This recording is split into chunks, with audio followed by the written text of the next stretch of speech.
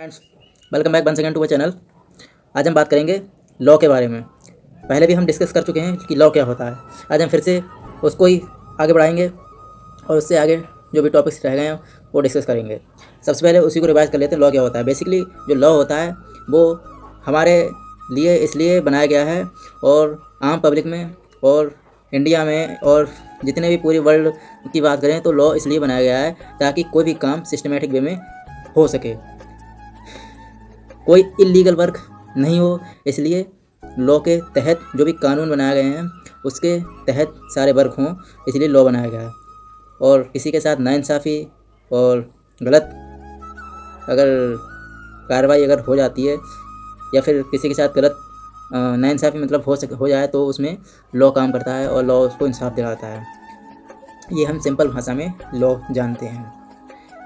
और commercial purpose से, business purpose से लॉ इसलिए बनाया गया है क्योंकि सारे काम जो हैं, ट्रेड है, प्रोडक्शन है, सेल्स हैं, परचेसेस हैं, ये सारी चीज़ें सिस्टमेटिक वे में हो सकें, इसलिए लॉ बनाया गया है। और लॉ के आधार पे ही हम सारे बिज़नेस करते हैं।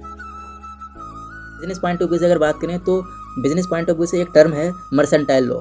ये बिज़नेस में यूज़ होती है और लॉ के अंडर आती है। तो मर्सेंटाइल लॉ में भी कुछ टाइप्स होते हैं, जिसमें फर्स्ट टाइप है English mercantile law. English mercantile law है वो प्राइमरी स्टेज में आया था।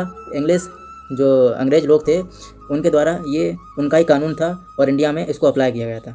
इसके बाद सेकंड जो सोर्स अगर बात करें सोर्स की तो वो हम अभी सोर्स की बात कर रहे हैं। इंडियन मर्सेंटाइल लॉ फर्स्ट हो गया। Second one is Indian statute law. बहुत सारे एक्ट पास करे जाते हैं लेजिस्लेटिव में, पार्लियामेंट में, लेकिन उसके बाद में जो रिज़ल्ट क्या है, मर्सेंटाइल लॉ बिज़नेस को चलाने के लिए। तो इंडियन कॉन्ट्रैक्ट एक्ट 1872 के तहत सारे कानून आते हैं। इंडियन स्टैट्यूट लॉ के अंदर बहुत सारे कानून आते हैं, जैसे sales goods act 1930, Indian partnership act आपने पढ़ा होगा 1932 के अंदर आता है। इंडियन कॉन्ट्रैक्ट एक्ट तो 1872 के अंदर आता है। नेगोशिएबल इंस्ट्रूमेंट एक्ट आपने पढ़ा होगा 1881, company act 1956, the company act.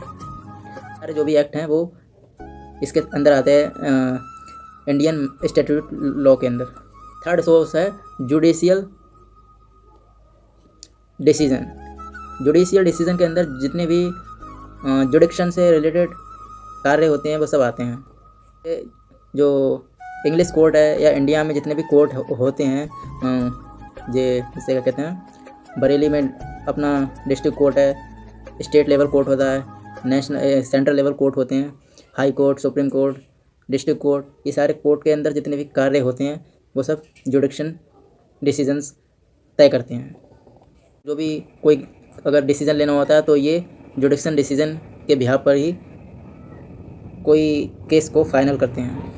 Basically जो पास्ट में जितने भी रूल्स एंड रेगुलेशंस बन गए हैं उन्हीं के बिहाफ पर ये कोर्ट डिसीजन लेते हैं और उन्हीं के बिहाफ पर कोई भी केस को फाइनल करते हैं, उन्हीं को पढ़कर। पहले भी बात करी थी कॉन्ट्रैक्ट के बारे में। तो कॉन्ट्रैक्ट क्या होता है अगर इसकी बात करें तो कॉन्ट्रैक्ट बेसिकली वहाँ पर होता है जहाँ पर कोई एग्रीमेंट हो रहा हो और एग्रीमेंट के साथ इन्फोर्सबिलिटी बाय द लॉ अगर लग रहा हो तो वो हम कॉन्ट्रैक्ट कहते हैं। बेसिकली अगर हम डेफिनेशन की बात करें तो according to section 2 para H the Indian contract act 1872 के तहत an agreement enforceable by law is a contract कह सकते हैं ईजिली। जहाँ पर एग्रीमेंट हो रहा हो, इन्फोर्सिबिलिटी हो रही हो और ऑफर एंड एक्सेप्टेंस हो रहा हो और समथिंग रिटर्न में कुछ मिल रहा हो तो वो कंप्लीट कॉन्ट्रैक्ट होता है। अब एग्रीमेंट क्या होता है? एग्रीमेंट वो होता है जहाँ पर पार्टीज़ होती हैं और वो एक ऑफ़र कर रही होती है और एक एक्सेप्ट कर रही होती है, तो वो एग्रीमेंट कहलाता है इन सिंपल वर्ड। इसको ऐसे भी फॉर्मूला में अप्लाई कर सकते हैं, agreement is equal to offer plus acceptance is called agreement. Enforceability of an agreement क्या होता है? अगर ये कोई क्वेश्चन अगर पूछ ले what is enforceability of an agreement, then an agreement is said to be enforceability by law if it create some legal obligation. An agreement is said to be enforceability by law if there is some creation of legal obligation, then it is called enforceability by law. क्या क्या हमने अभी पढ़ लिया? Contract पढ़ लिया अपने हम लोगों ने, एग्रीमेंट पढ़ लिया, इनफोर्सबिलिटी ऑफ एन एग्रीमेंट पढ़ लिया। ऑफ़र क्या होता है? ऑफ़र जब कोई पर्सन के द्वारा दिया जाता है तो वो ऑफ़र होता है, और किसी के द्वारा अगर एक्सेप्ट किया जाता है तो वो एक्सेप्टेंस कहलाता है। क्लासिफिकेशन ऑफ कॉन्ट्रैक्ट की बात करें तो थ्री टाइप के क्लासिफिकेशन थ्री टाइप में कराया गया है, जहाँ पर creation and execution and enforceability. Creation में contract on the basis of creation की बात करें तो दो टाइप के होते हैं, जिसमें एक्सप्रेस कॉन्ट्रैक्ट होता है। एक्सप्रेस कॉन्ट्रैक्ट में बेसिकली जो भी कोई बातचीत अगर वर्ड्स में की जा रही हो, वर्ड्स में कोई बातचीत बोली जा रही हो तो वो, या फिर रिटन में वो कोई बात व्यक्त करी जा रही हो तो वो एक्सप्रेस कॉन्ट्रैक्ट कहलाता है। सेकंड है implied contract. Implied contract opposite है, जस्ट जब जहाँ पर कोई ना वर्ड्स में बात की जा रही हो ना रिटन में बात की जा रही हो तो वो इम्प्लाइड कॉन्ट्रैक्ट होता है। एग्जाम्पल, अगर हम एग्जाम्पल देने की बात करें तो इम्प्लाइड कॉन्ट्रैक्ट का सिंपल एग्जांपल ये है, जैसे कूली स्टेशन पे होते हैं तो वो बात ज़्यादा नहीं करते हैं, बिना बात करे ही पैसेंजर के सामान को उठा के एक जगह से दूसरी जगह शिफ्ट कर देते हैं। तो ये एग्जांपल हुआ। Creation on the basis of execution की बात करें तो एग्जीक्यूशन में एग्जीक्यूटेड कॉन्ट्रैक्ट। एग्जीक्यूटेड कॉन्ट्रैक्ट क्या होता है? एग्जीक्यूटेड कॉन्ट्रैक्ट वो होता है जहाँ पर टू पार्टीज जो होती हैं वो एक दूसरे के ऑब्लिगेशंस को फुलफिल कर रही होती हैं, वो चीज़ कहलाती है एग्जीक्यूटरी कॉन्ट्रैक्ट, एग्जीक्यूटेड कॉन्ट्रैक्ट। अब एग्जीक्यूटरी कॉन्ट्रैक्ट सेकंड है एग्जीक्यूटरी कॉन्ट्रैक्ट। एग्जीक्यूटरी कॉन्ट्रैक्ट होता क्या है? एग्जीक्यूटरी कॉन्ट्रैक्ट वो होता है जहाँ पर कोई ऑब्लिगेशन जो करने के लिए हो रही होती हैं लेकिन वो फुलफिल नहीं हो रही होती हैं, फुलफिल स्टिल हुई नहीं होती हैं, तो वो एग्जीक्यूटरी कॉन्ट्रैक्ट के अंदर आती हैं। जो भी ऑब्लिगेशंस रह गई हैं करने के लिए लेकिन अभी हुई नहीं है तो वो एग्जीक्यूटरी कॉन्ट्रैक्ट होता है। Third one is party executed और ये partially executed contract. Partially executed contract में आधी जो ऑब्लिगेशंस होती हैं टू पार्टीज़ के बीच में वो हो गई होती हैं और आधी अधूरी होती हैं, तो ये हाफ वर्क हो गया होता है, हाफ इनकम्प्लीट होता है, तो ये एग्जीक्यूटरी पार्शली एग्जीक्यूटरी कॉन्ट्रैक्ट होता है। Contract on the basis of enforceability की बात करें तो contract on the basis of enforceability में वैलिड कॉन्ट्रैक्ट है। पहला वैलिड कॉन्ट्रैक्ट वो कॉन्ट्रैक्ट होता है जहाँ पर कॉन्ट्रैक्ट के बीच में जितनी भी कंडीशंस होती हैं, जितनी भी प्रिस्क्राइब कंडीशंस होती हैं वो सब सेटिस्फाई अगर हो जाती हैं दोनों पर्सन के बीच में तो वो वैलिड कॉन्ट्रैक्ट होता है। सेकेंड है वाइड कॉन्ट्रैक्ट। वाइड कॉन्ट्रैक्ट क्या होता है?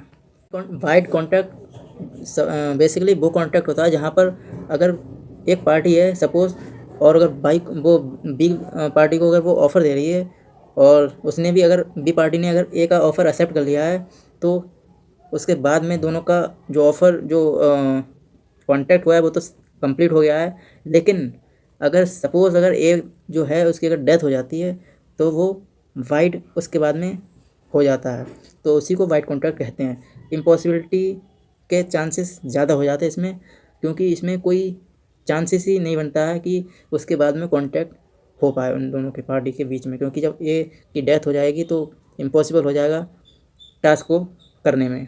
तो ये हो गया वाइड कॉन्ट्रैक्ट। वाइड एग्रीमेंट की बात करें तो वाइड एग्रीमेंट में बेसिकली एक एग्रीमेंट अगर इन्फोर्सबिलिटी के अंदर नहीं आता है तो वो वाइड एग्रीमेंट कहलाता है। सपोज़ अगर कोई व्यक्ति है और वो होशोबास में नहीं, वाइड कॉन्ट्रैक्ट वो होता है जहाँ पर कोई होशोबास में अगर काम नहीं कर पाता है या फिर मेंटल वो डिस्टर्ब होता है तो वो वाइड एग्रीमेंट के अंदर आता है। अब अगर वाइडेबल कॉन्ट्रैक्ट की बात करें तो वाइडेबल कॉन्ट्रैक्ट क्या होता है?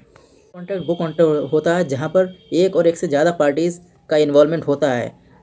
अगर सपोज़ एक पार्टी अगर नहीं पे कर पा रही है किसी का जो ऑब्लिगेशन है, अगर उसको फुलफिल नहीं कर पा रही है तो उसके बदले में अगर कोई दूसरी पार्टी अगर उसमें इन्वॉल्व है, अगर उस एग्रीमेंट में दूसरी पार्टी का भी हाथ है तो वो उसकी जिम्मेदारी बनती है कि वो दूसरी पार्टी उसको फुलफिल करी, उस कॉन्ट्रैक्ट को कंप्लीट करे। तो ये होता है वाइडेबल कॉन्ट्रैक्ट। इलीगल एग्रीमेंट क्या होता है? इलीगल एग्रीमेंट भी लॉ में पढ़ते हैं। इलीगल एग्रीमेंट बेसिकली वो एग्रीमेंट होता है जहाँ पर कोई लीगल ऑब्लिगेशन नहीं होती है पर्सन के करने की, सारे काम जो होते हैं वो इलीगल होते हैं और बेसिकली इसी को हम इलीगल एग्रीमेंट बोलते हैं।